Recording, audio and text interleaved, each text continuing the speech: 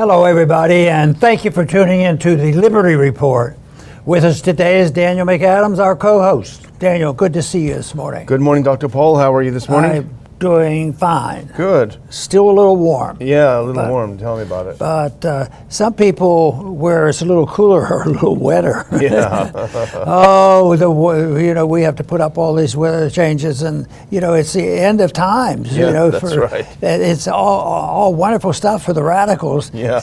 And then there's pretty good arguments on the other side that if you look out a little bit more than maybe 10 years or 20 or 30 or 40 years, all of a sudden how radical it is isn't quite as radical as they're trying to scare people. Yeah. Sort of the scare tactic is a tool that big government always uses, whether it's to get you into war or get you to everybody to run off and take a vaccine, which turns out to be a deadly weapon. No kidding. But right now, things were accelerated a little bit over there in this ongoing war, which was supposed to last a couple months. Yeah. And we suggested at that time, we'll be lucky if we can get out of there in a couple years. And it was the same old stuff as that we went through so often under Bush.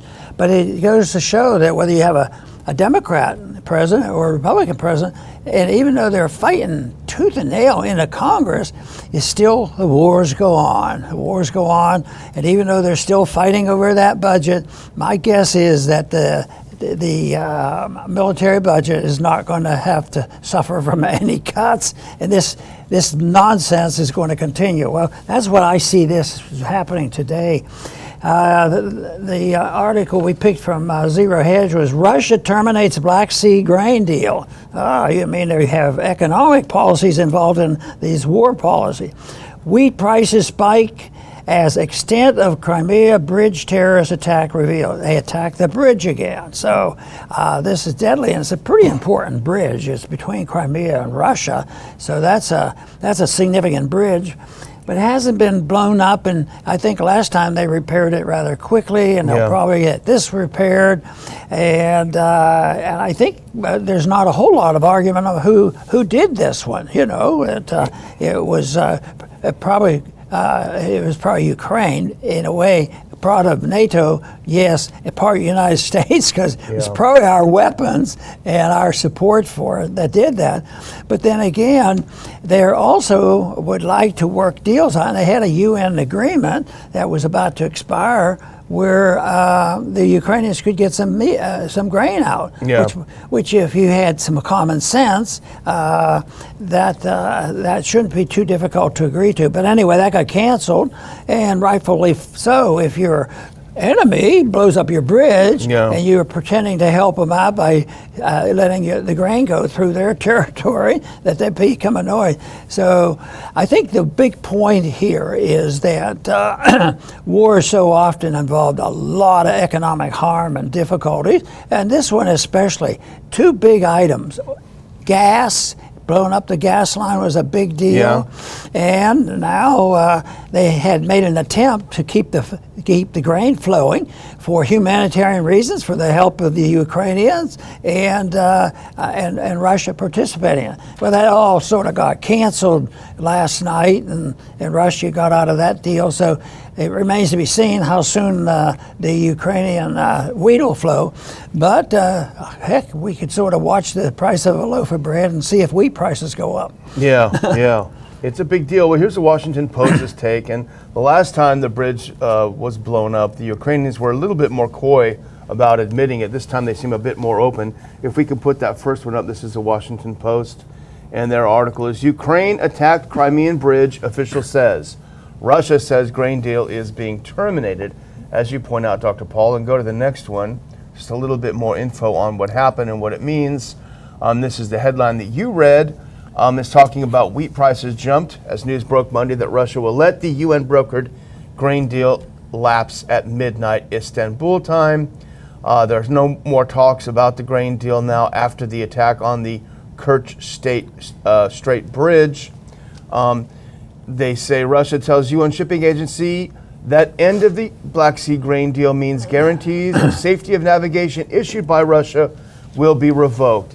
And that's significant because a lot of those ships were going around Odessa, and Russia had been refraining from military operations in the area because of that. So that means there'll be some area for Russian military actions over there. Now do one more if you can.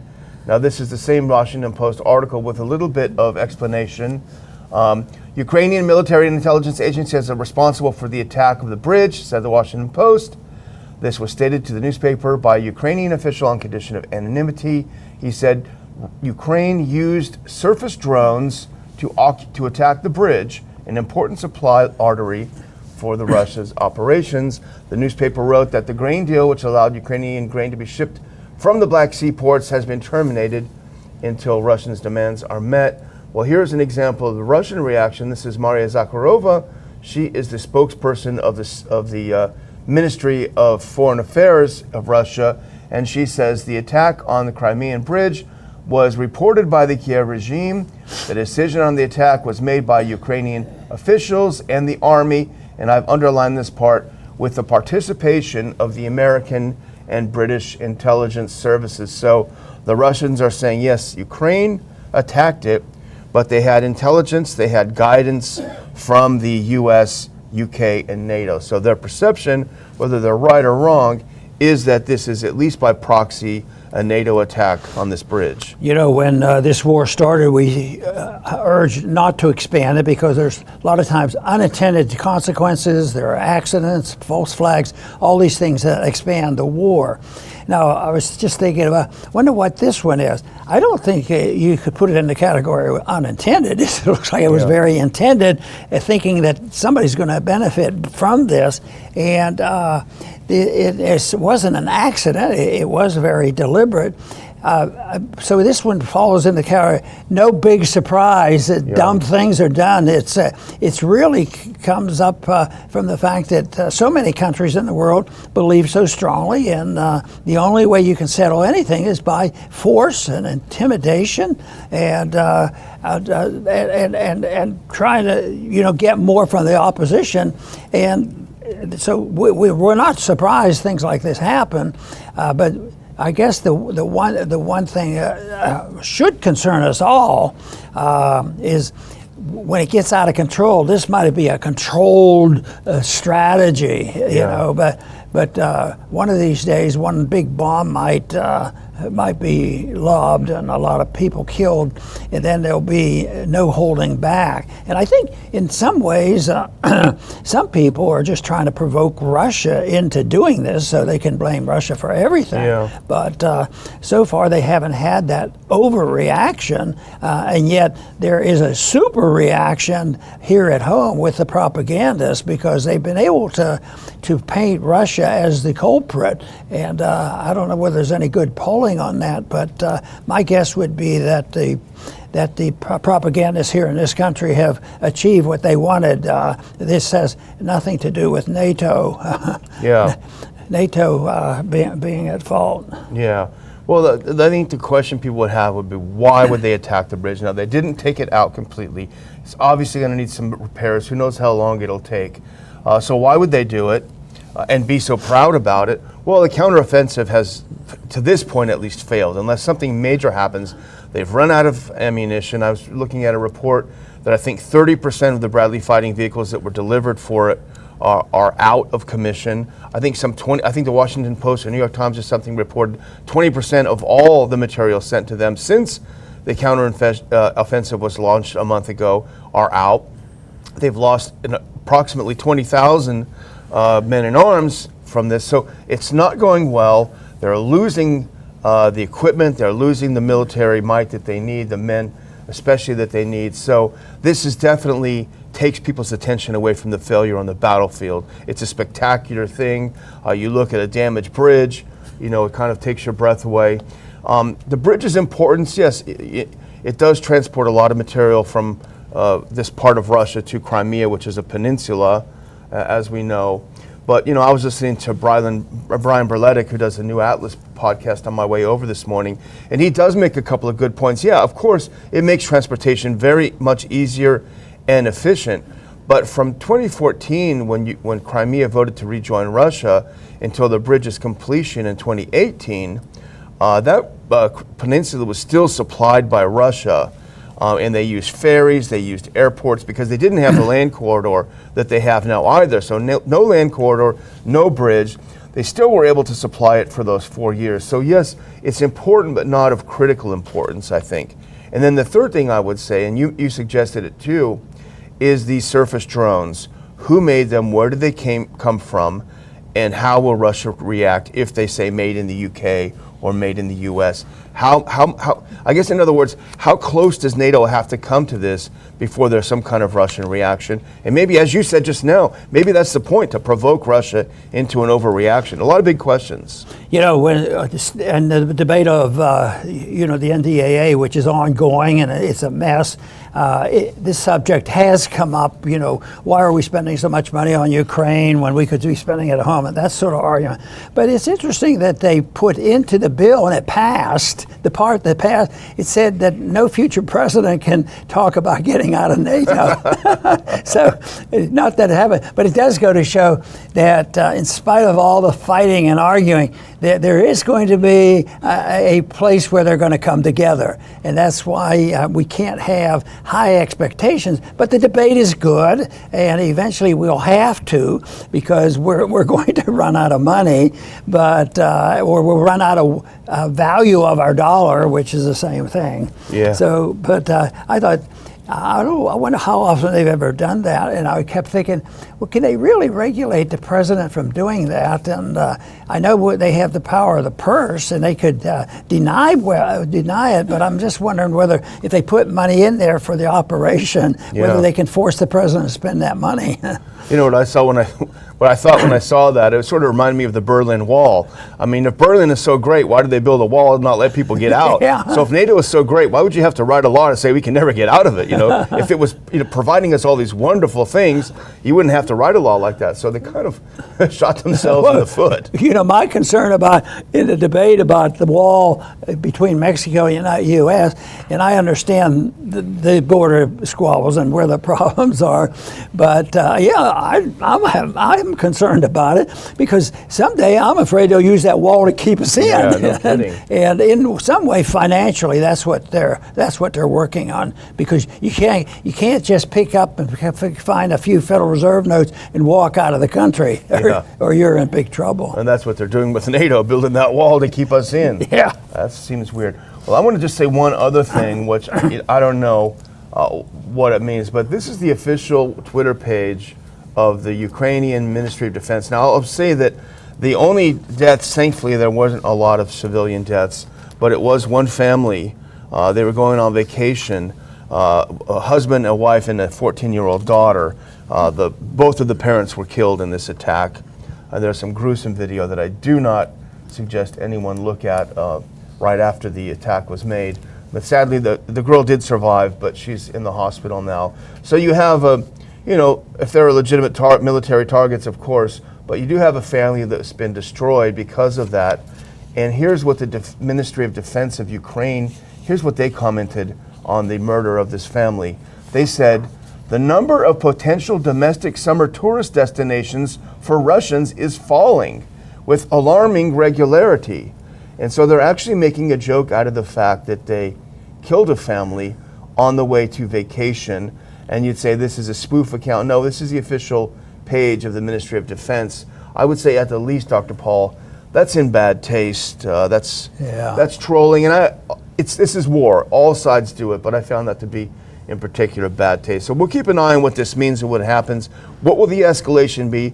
Last time they hit the bridge, the Russians launched the biggest volley of missiles that they had to that point. What will they do now? Will there be a lot of pressure on Putin to react strongly?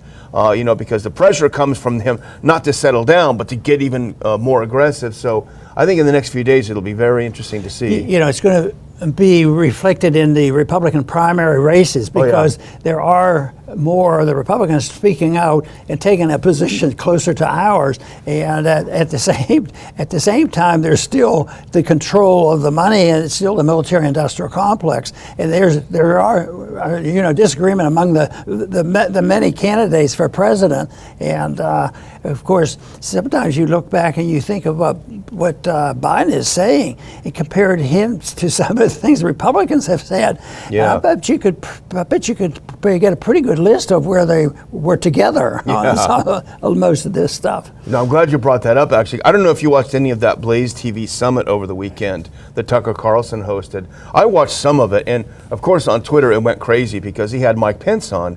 And Tucker being great, he said, well, we're spending all these billions of dollars in Ukraine, and we're going to send more and more, and you want to send more and more. Yet look at American cities; they're really a disaster. And Pence said, "That's not my concern." And it really, whether he misspoke or whatever the case was, the perception was that Mike Pence doesn't care about America; he only cares about war in Ukraine. And Nikki Haley similarly was put on her back heels by Tucker, and Tim Scott was made to look extremely foolish. So it was pretty interesting to watch that. It was pretty well done. Well, I watched the one interview with Pence because he made more news about it. Yeah, he did. But Pence has never been somebody that really excites people. Yeah, that's an understatement. This was pretty bad. But I think after the first polling or a first debate or something like that, I don't think he's going to be in for a long time. Yeah, he's going to have to raise unless he's getting a lot of money from the military-industrial complex. But, I would think they were smarter than that because, as you say, nobody likes him.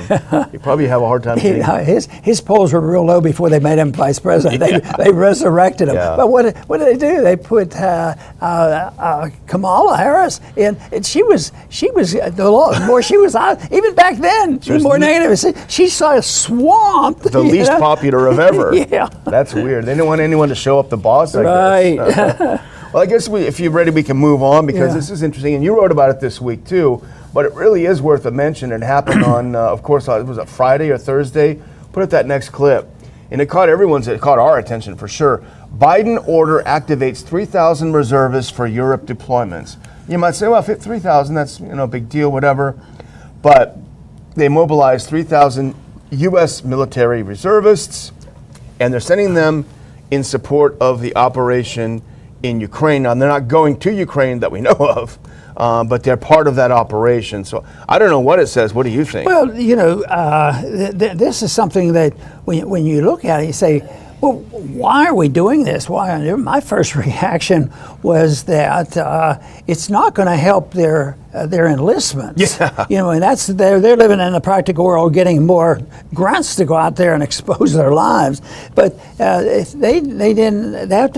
didn't happen so much, and this will actually decrease the enlistment, because I remember so clearly, and I'm sure you do too, about all the family tragedies of the Mideast wars that went on for 10, 15 years, and it was always relying on reservists and the State Guard and all these things that shouldn't be over there. They probably even had the Coast Guard over there, protecting our coast. Yeah. So that to me is not a help for people to enlist, which is good news for us because people become more attuned to this. But it's the other thing, though. It brings up the bigger subject that we deal with, in the article, and what I've done for years is, should there be a draft? Yeah. And one reason why I say always look out, and I've always told the story that. I was very cautious about my career when I worked under the assumption, which would have been in the 60s, that I would be drafted. Not in any serious manner, but that was sort of what happened. Yeah. And sure enough, I was drafted into war, into a wartime period. I was not involved in it. So this is something that why do they do this? And then we had a big fight in the 70s. The draft was canceled, but then when they were bringing back registration, there was a big argument on the floor on registration, and I always took our position on that. And the position, I always wondered why do you have to register because I've heard too many stories that they had all our names and all our dates, and they knew exactly where we were because they'd come find, oh, you didn't register, for the draft. And back then it was conservatives for registration in the draft, and I had one very, very liberal Democrat come up to me who was against the draft. He said, "You had the greatest argument," because I said, "How come you're against registering your gun, but you want to register your kids?" Yeah. So that's a bumper sticker. That's a good one. Well, as if to emphasize what you're saying, I just went to random, and this is a right-wing Heritage Foundation, but they get it if you put this next one up. You're right. I mean, your take is absolutely correct. The military recruiting crisis is getting worse, and this is their military guy. I don't know him. I don't know his work, but it's just to point out that this isn't going any better, and it's almost like a double whammy, Dr. Paul, because you have all the woke stuff that turns people off. Maybe it's a triple or a quadruple whammy. I think that's turning a lot of people off, and we've talked about that. We have the fact that the poverty draft is not as acute as it has been in the past. At least we're living under the illusion that there's still some sort of economic, sense going on. But then you also have, now you're going to start calling people up again? Because you're right, I mean, remember those stories, some single mother, hey, I signed up to do my 1 weekend a month for some extra milk money or something, and now we're in Iraq for 10 years. And they like the idea of defending the homeland. Yeah, we're willing to fight if we're fighting up our homeland, but no, they want to pick them up and march them overseas.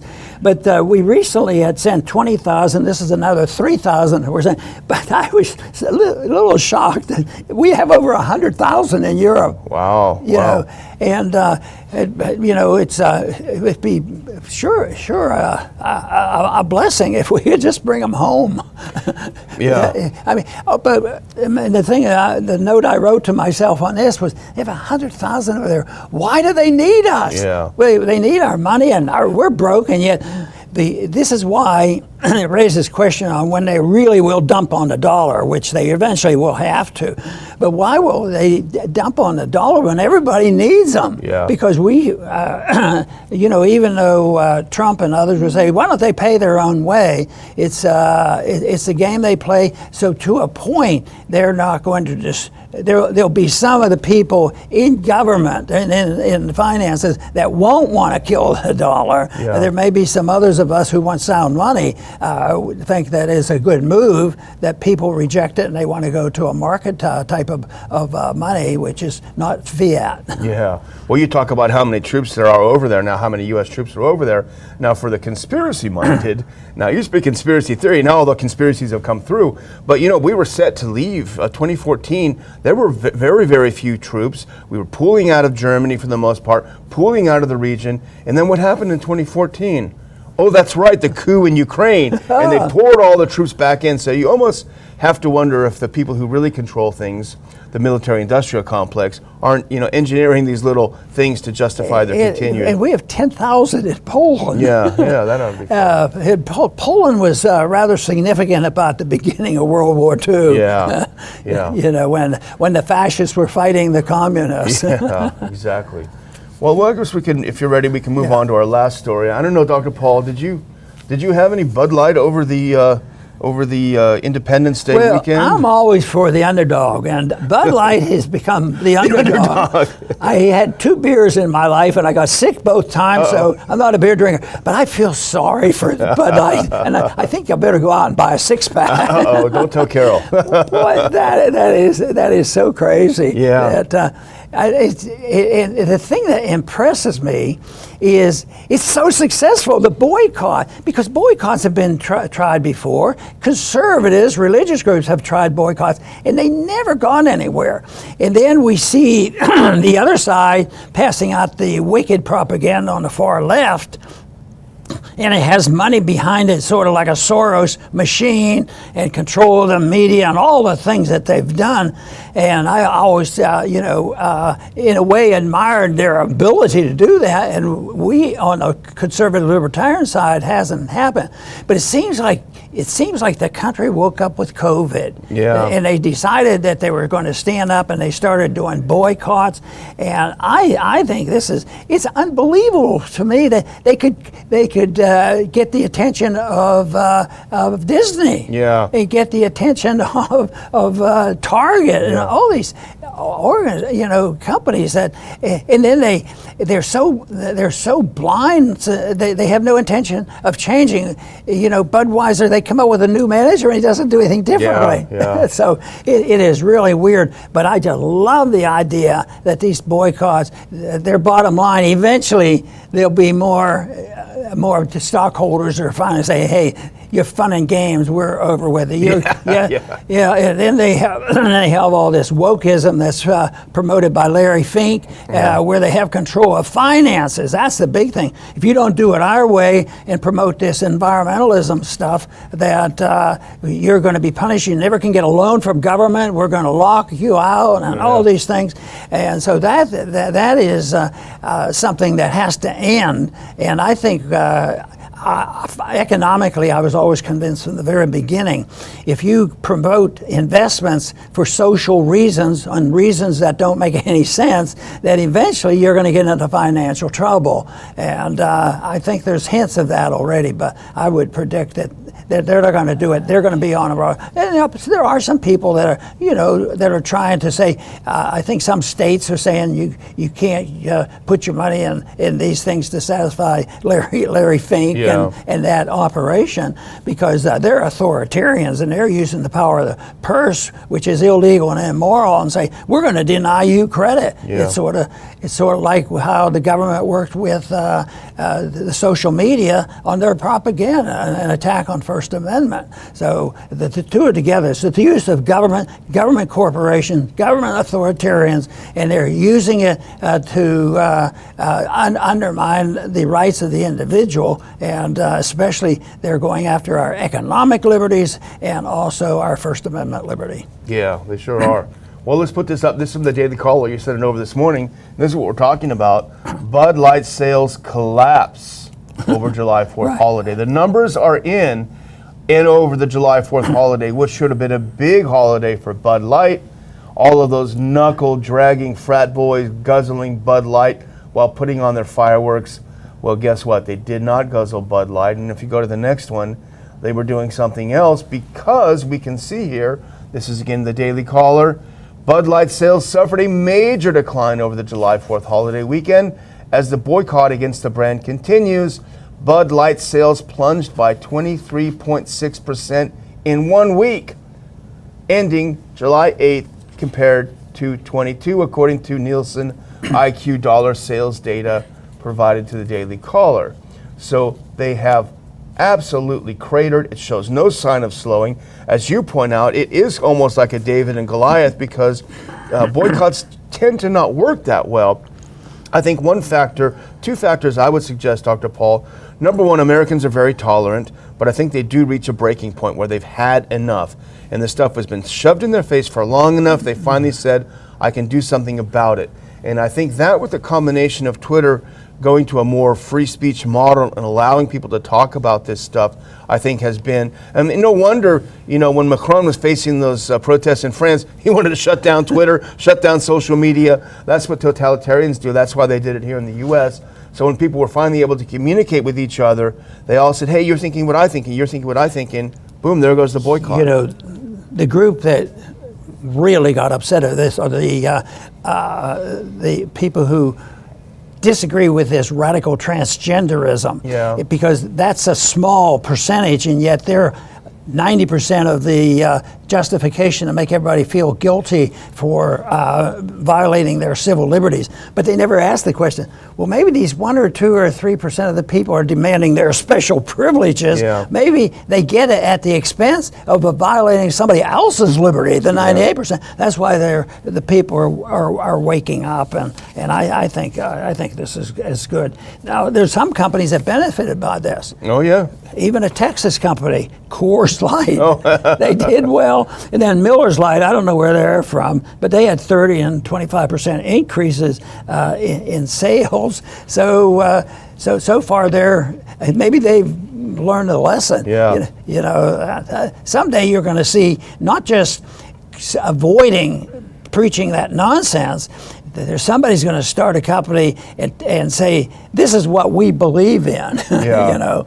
So, but I think it's great that boycott has an effect, and it's a nonviolent approach, and it's a very, very important issue. In some ways, the resistance to war, and I'm thinking of the 60s, the resistance to Vietnam is a little messier, but still, it was the people finally said, we've had enough of this war. Yeah. And I wish they would say, because when we started talking about Ukraine, it was before they had anything visible yet. Yeah. Don't do it, you know. Even with the revolution, the coup in 2014, and here it is. Wait, what date is this? 23, and it's because going. when did Russia take over They started the operation in February of 22. Yeah, but then they immediately took some of Ukraine back. In 2014. Well, you know, I'm not a big Bud Light drinker, Dr. Paul. When I cut the grass, though, I did used to like to have a Michelada, which I think are great. I don't drink it from them anymore. Probably shouldn't have any at all, but nevertheless. I guess I'm an old-fashioned guy because I didn't like the stuff they were pulling here, but with influencer or whatever. But I also didn't like the scantily clad bikini stuff when they were selling the Bud Light. So I kind of don't like it on either side, I guess. I don't know. But it's not just Bud Light. Let's put this next one on because, and I don't know the exact numbers. I could look them up, but I think this guy made a good point. It's not just Bud Light. Bud Light parent Anheuser-Busch's stock lost $27 billion over this ad fiasco. Target has lost $15 billion in market value since their tuck-friendly swimwear controversy. Disney lost $900 million on its last 8 woke studio releases. Ben & Jerry's parent company lost nearly $2 billion in market cap since their July 4th tweet about stolen indigenous land. And this tweeter says, we are proving once again, go woke and you go broke. And here's a couple of things on Disney, because you mentioned it. If you can, put the next one up. And we both noticed this. Walt Disney World crowds vanish. The parks are at their emptiest in 10 years. And there's some pictures along with this that are surprising. And you wonder why? Well, maybe it has something to do with this next picture, because I think parents are just not feeling like it is the kind of place you want to take your kids anymore. So who knows? But the boycotts are working. People are voting with their dollars. That's the beauty of the market economy, right? That's it. Yeah. But their goals may be so different than ours, we can't quite visualize, because most people think other people really generally want good things to happen and have peace and quiet. But there's some people who want to destroy, our whole culture. Yeah. And the purpose is to destroy the economy and the culture as an ulterior motive for bringing in the real liberties of fascism and corporatism and all that stuff. So, and that's why some of these reactions to it are very, very healthy. Yeah. Keep it going. Keep it going. Well, here's my Monday thought for the day, if you can put this next one up.